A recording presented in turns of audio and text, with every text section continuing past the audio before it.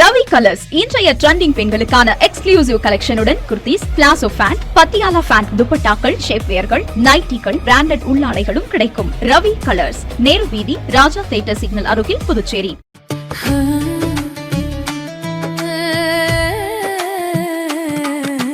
Summer வெயில் காயுது, வேர்வையிலே உடல் நோவுது, கேள்வி ஏதும் கேட்காம ஏசி வாங்கி போடு.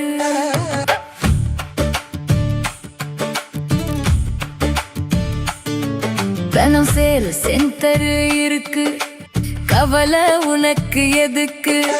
மல்டி பிராண்ட் எல்லாம் சூப்பரான கெட்டப், ஈஸியான இஎம்ஐ, நமக்கு விலையும் ரொம்ப குறைவா இருக்கு. கூலர், ஃப்ரிட்ஜ், வாஷர் எல்லாம் வேற லெவல், கோஸ் பம்ப். தனம் சேல் சென்டர் இருக்கு, சம்மர் டென்ஷன் எதுக்கு? தனம் சேல் சென்டர் இருக்கு, சம்மர் டென்ஷன் எதுக்கு?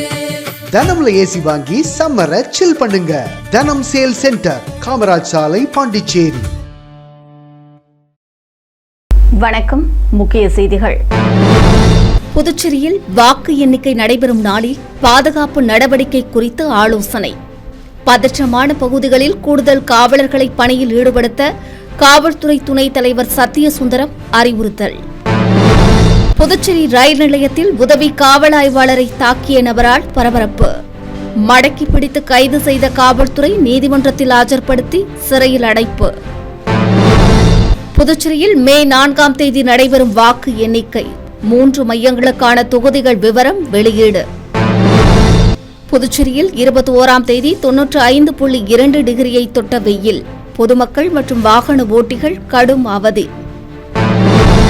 நம்ம பாண்டிச்சேரிக்கு ரிலையன்ஸ் ஃபேஷன் வேர்ல்ட் வந்தாச்சு. குவாலிட்டியான பிராண்டட் ஆடைகள் கம்மியான விலையில. எங்க தெரியுமா? அண்ணா சாலை, ரத்னா தியேட்டர் பக்கத்துல இருக்க நம்ம ரிலையன்ஸ் ஃபேஷன் வேர்ல்ட் தான். இங்க கலெக்ஷன்ஸ் எல்லாமே ட்ரெண்டுக்கு ஏத்த மாதிரி இருக்கு. 1999 ரூபாய்க்கு மேல பர்ச்சேஸ் பண்ற அனைவருக்கும் Cello brand kettle, John Players duffel bag மற்றும் அமெரிக்கன் டூரிஸ்டர் ட்ராலி பேக் போன்ற பரிசுகளும் இருக்கு. பிராண்டட் ஆடைகள் வாங்க Anna Salai Reliance fashion world வாங்க. Reliance fashion world, Anna Salai, Ratna theatre அருகில், புதுச்சேரி. இனி விரிவான செய்திகள். புதுச்சேரியில் வாக்கு எண்ணிக்கை நடைபெறும் மே 4ஆம் தேதி மேற்கொள்ளப்பட வேண்டிய பாதுகாப்பு ஏற்பாடுகள் குறித்த ஆலோசனைக் கூட்டம் காவல்துறை துணைத் தலைவர் சத்தியசுந்தரம் தலைமையில் நடைபெற்றது. புதுச்சேரி சட்டசபை தேர்தலுக்கான வாக்குப்பதிவு கடந்த 9ஆம் தேதி நடைபெற்றது. அன்று பயன்படுத்தப்பட்ட மின்னணு வாக்குப்பதிவு இயந்திரங்கள் லாஸ்பேட்டை மகளிர் பொறியியல் கல்லூரி, தாகூர் கலைக்கல்லூரி, மோத்திலால் நேரு பாலிடெக்னிக் கல்லூரி ஆகிய 3 மையங்களில் உள்ள பாதுகாப்பு அறைகளில் வைக்கப்பட்டுள்ளன. இதேபோல காரைக்கால் மாவட்டத்தில் அறிஞர் அண்ணா கலைக்கல்லூரி வளாகத்தில் உள்ள கலைஞர் கருணாநிதி பட்ட மேற்படிப்பு மையத்திலும், மாஹியில் ஜவஹர்லால் நேரு அரசு உயர்நிலைப் பள்ளியிலும், ஏனாமில் SRK அரசு கலைக்கல்லூரியிலும் உள்ள பாதுகாப்பு அறைகளில் 3 அடுக்கு பாதுகாப்புடன் வைக்கப்பட்டுள்ள நிலையில் வாக்கு எண்ணிக்கை மே 4ஆம் தேதி நடைபெறவுள்ளது. இந்த நிலையில் வாக்கு எண்ணிக்கை நடைபெறும் நாளில் மேற்கொள்ளப்பட வேண்டிய பாதுகாப்பு நடவடிக்கைகள் தொடர்பான ஆலோசனைக் கூட்டம் காவல்துறை தலைமை அலுவலகத்தில் நடைபெற்றது. கூட்டத்திற்கு காவல்துறை துணைத் தலைவர் சத்தியசுந்தரம் தலைமை தாங்கினார்.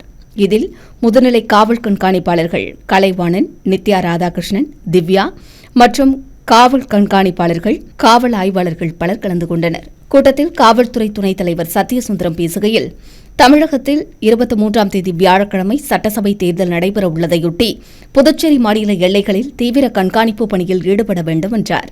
இதேபோல மே 4ஆம் தேதி புதுச்சேரி மாநிலத்தில் மொத்தம் 6 மையங்களில் வாக்கு எண்ணிக்கை நடைபெறவுள்ளதாகவும், அன்றைய தினம் சட்டம் ஒழுங்கு பாதிப்பு ஏற்படாத வகையில் தீவிர கண்காணிப்பு பணியில் ஈடுபட வேண்டும் என்று அறிவுறுத்தினார்.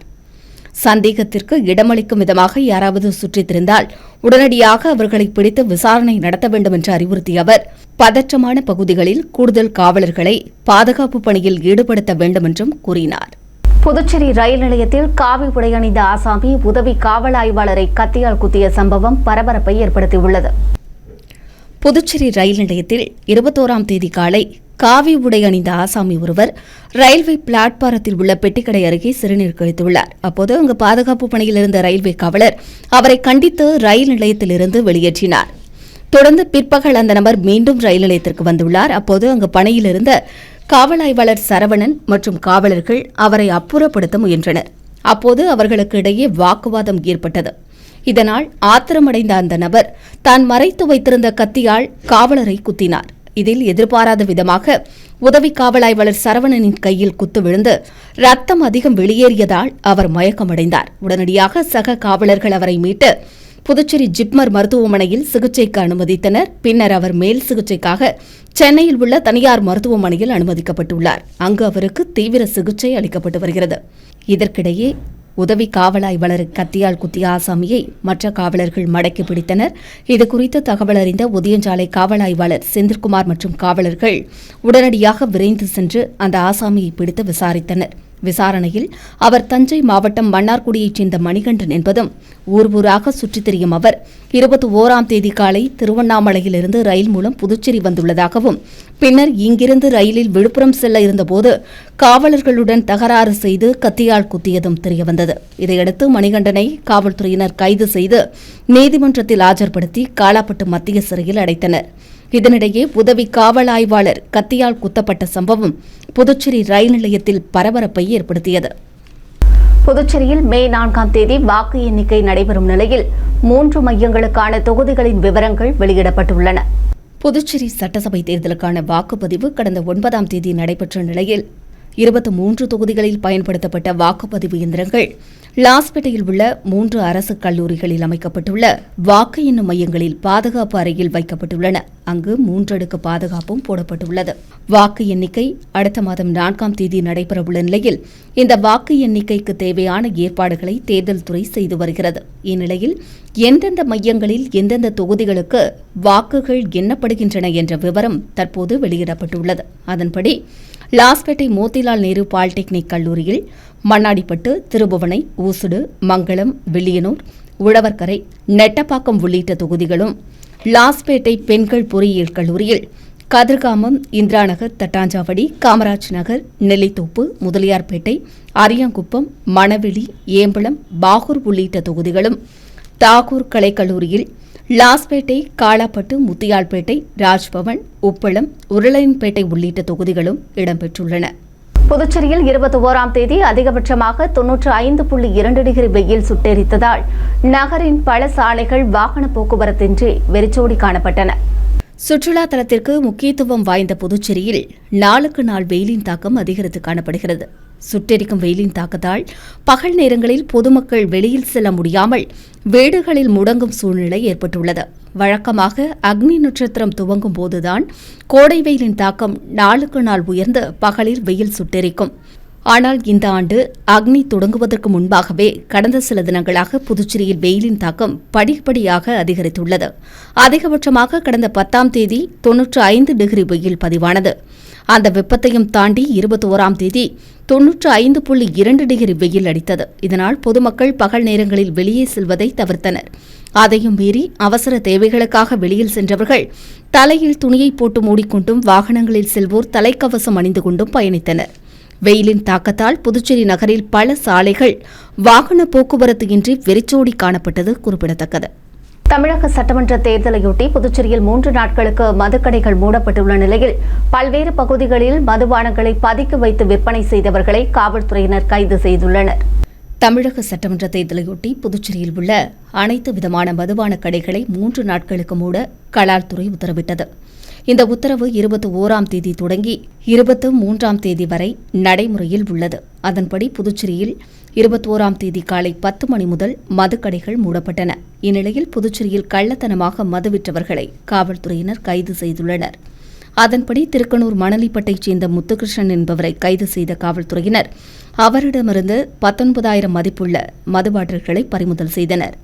பாகூர் கும்பந்தான்மேடு பகுதி மடுகரையைச் சேர்ந்த கார்த்தி என்பவரை கைது செய்து அவரிடமிருந்து 3,000 ரூபாய் உள்ள மது பாட்டில்களை பறிமுதல் செய்தனர். இதேபோல மேல் பரிக்கல்பட்டு பகுதியில் ரஞ்சித் மற்றும் சரபாலா ஆகியோரை கைது செய்த காவல்துறையினர் அவர்களிடமிருந்து மது பாட்டில்களை பறிமுதல் செய்ததோடு 1,750 ரூபாய் ரொக்கப்பணம் மற்றும் இருசக்கர வாகனத்தை பறிமுதல் செய்தனர். இதேபோல வெளியனூரில் வீட்டில் பதுக்கி வைத்து மதுபானம் விற்பனை செய்த செந்தில் என்பவரை காவல்துறையினர் கைது செய்தனர். மேலும் உருளையன்பேட்டை பகுதியில் மதுபானம் பதுக்கி வைத்து விற்பனை செய்த குமார் என்பவரை கைது செய்து அவரிடமிருந்து 3500 ரூபாய் மதிப்புள்ள மதுபானங்களை பறிமுதல் செய்தனர். புதுச்சேரியில் 27ஆம் தேதி ஃபேன்சி வாகன எண்கள் ஆன்லைனில் ஏலம் விடப்பட உள்ளதாக துறை ஆணையர் அமன் சர்மா தெரிவித்துள்ளார். புதுச்சேரி அரசு போக்குவரத்து துறை ஆணையர் அமன் சர்மா விடுத்துள்ள செய்திக்குறிப்பில், போக்குவரத்து துறையின் PY05 DG புதுச்சேரி வரிசையில் உள்ள ஃபேன்சி எண்கள் parivihan.gov.in ஃபேன்சி என்ற இணையதளத்தில் வருகிற 27ஆம் தேதி காலை 11 மணி முதல் மாலை 4:30 மணி வரை ஏலம் விடப்பட உள்ளதாக தெரிவித்துள்ளார். இந்த ஏலத்தில் பங்கு பெறுவதற்கு தேவையான பெயர் மற்றும் கடவு சொல்லை இணையதளத்தில் நியூ பப்ளிக் யூசர் மூலமாக 22ஆம் தேதி முதல் வருகிற 26ஆம் தேதி மாலை வரை பதிவு செய்து கொள்ள வேண்டும் என்றும் அறிவுறுத்தியுள்ளார். பதிவு செய்தவர்கள் தங்களுக்கு தேவையான எண்களை தேர்வு செய்து அதற்கான அடிப்படை தொகையை செலுத்தியவர்கள் மட்டுமே 27ஆம் தேதி நடைபெறும் ஏலத்தில் பங்கு பெற முடியும் என்று தெரிவித்துள்ள அவர், ஆக்ஷன் முறையில் பங்கு பெற விரும்புபவர்கள் அதற்கான வழிமுறைகள் மற்றும் ஏல நிபந்தனைகளை இணையதள முகவரியில் பார்த்து பதிவிறக்கம் செய்து கொள்ள வேண்டும் என்று அறிவுறுத்தியுள்ளார். ஒரு குறிப்பிட்ட எண் முன்பதிவு செய்யப்பட்ட வாகனம் அந்த எண்ணை முன்பதிவு செய்த நாளிலிருந்து 90 நாட்களுக்குள் பதிவு செய்ய தவறினால் முன்பதிவு செயலிழந்து விடும் என்றும் அவர் தெரிவித்துள்ளார். மேலும் ஏலம் சம்பந்தப்பட்ட பண பரிவர்த்தனைகள் அனைத்தும் ஆன்லைனில் மட்டுமே நடைபெறும் என்றும் அவர் குறிப்பிட்டுள்ளார். புதுச்சேரி பெரிய காலப்பட்டு பகுதியைச் சேர்ந்த பெண்ணிடம் வீட்டிலிருந்தே அதிகம் சம்பாதிக்கலாம் என கூறி 1 லட்சம் ரூபாய் ஆன்லைன் மோசடி நடைபெற்றது குறித்து சைபர் கிரைம் காவல்துறை விசாரணை நடத்தி வருகிறது. புதுச்சேரி பெரிய காலப்பட்டு பகுதியைச் சேர்ந்த பெண் ஒருவரின் செல்போன் எண்ணுக்கு குறுஞ்செய்தி வந்தது. அதில் பகுதி நேர வேலை மூலம் வீட்டிலிருந்தபடியே சம்பாதிக்கலாம் என்று குறிப்பிடப்பட்டிருந்தது. இதற்கு அவர் சம்மதம் தெரிவித்ததை அடுத்து எதிர்த்தரப்பினர் கேட்ட சில கேள்விகளுக்கு பதிலளித்துள்ளார். இதன் மூலம் அவரது வங்கிக் கணக்கில் 150 ரூபாய் வரவும் வைக்கப்பட்டுள்ளது. இந்நிலையில் எதிர்முனையில் பேசியவர் அவரை தொடர்பு கொண்டு சிறிது முதலீடு செய்து பகுதி நேர வேலை செய்தால் அதிகம் சம்பாதிக்கலாம் என்று கூறியுள்ளார். இதை உண்மை என்று நினைத்த அந்த பெண் பல்வேறு தவணைகளாக 1 லட்சம் ரூபாயை முதலீடு செய்துள்ளார். இதனால் கிடைத்த லாபத்தை தனது வங்கிக் கணக்கிற்கு மாற்ற முயற்சித்த போது முடியவில்லை. தான் மோசடி செய்யப்பட்டதை அறிந்த அவர் சைபர் கிரைம் காவல்துறையில் புகார் அளித்தார். இதேபோல புதுச்சேரியை சேர்ந்த பெண்ணிடம் 19,000 ரூபாயும் மற்றொருவரிடம் 50,000 ரூபாயும் ஆன்லைன் மோசடி நடைபெற்றது. புதுச்சேரியில் கடந்த 2 தினங்களில் 3 நபர்களிடம் 1,69,000 ரூபாய் மோசடி செய்யப்பட்டது குறித்து சைபர் கிரைம் காவல்துறை வழக்கு பதிவு செய்து விசாரணை நடத்தி வருகின்றனர். அடுத்து வருவது புதுவை இன்றைய தங்கம் மற்றும் வெள்ளி விலை நிலவரம். இன்றைய தங்கம் வெள்ளி விலை விவரம். புதுவையில் இன்றைய தங்கம் வெள்ளி விலை விவரம் வழங்குபவர்கள் முத்து கோல்ட் ஹவுஸ், பாண்டிச்சேரி. தங்கம் 1 கிராம் 14,185 ரூபாய். இன்றைய தங்கம் வெள்ளி விலை விவரம். வெள்ளி 10 கிராம் 2,720 ரூபாய். இத்துடன் ஏஎம்என் செய்திகள் நிறைவடைந்தன. புதுச்சேரி உங்கள் ஏஎம்என் டிவி செய்திகளை யூடியூபில் உடனுக்குடன் காண ஏஎம்என் டிவி பாண்டிச்சேரி சேனலை சப்ஸ்கிரைப் செய்யுங்கள். பெல் பட்டனை மறக்காமல் கிளிக் செய்யுங்கள்.